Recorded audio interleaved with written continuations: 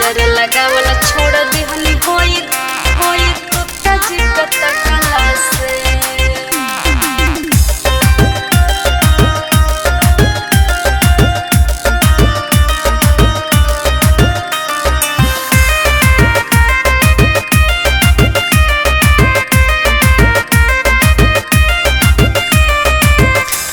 Heroine लेखा लागे तोहर चाल हो, हमरे जिला के तू लागता रुमाल हो।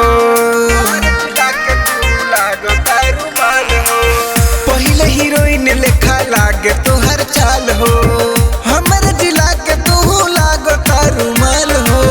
का कोई जानो अब डर लागे एने मोने झकला से। काजर लगावल छोड़ दिहनी होई गुप्ता जी कता कला से। का कोई जानो अब डर लागे एने मोने झकला से। काजर लगावल छोड़ दिहनी होई गुप्ता जी कता कला से। काजर लगावल छोड़ दिहनी होई गुप्ता जी कता कला से।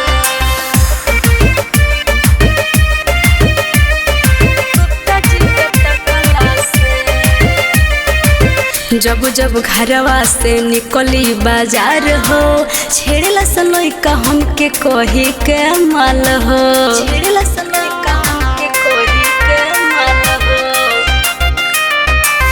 बड़ू हसीना इतना ए जान के न करे के चाही नेवान। बड़ुए भलाई अब में हमार दो गोलवा से ताकला से।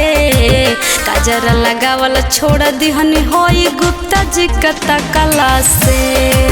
का कोई जानो अब डर लागे एने ओने झकला से। काजर लगावल छोड़ दिहनी होई गुप्ता जी कता कला से।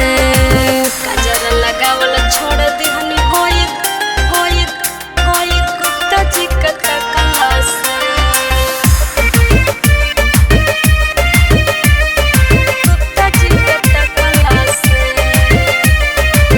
का कही तोहरा से राइटर रजनीश हो, रोज रोज मारता रे ताना रवीन हो।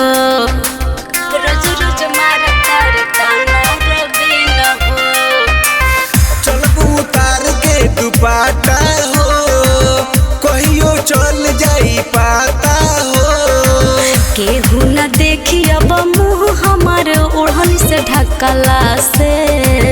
काजर लगावल छोड़ दिहनी होई गुप्ता जी कता कला से। का कहीं जानो अब डर लागे एने ओने झकला से। काजर लगावल छोड़ दिहनी होई गुप्ता जी कता कला से। गुप्ता जी कता कला से।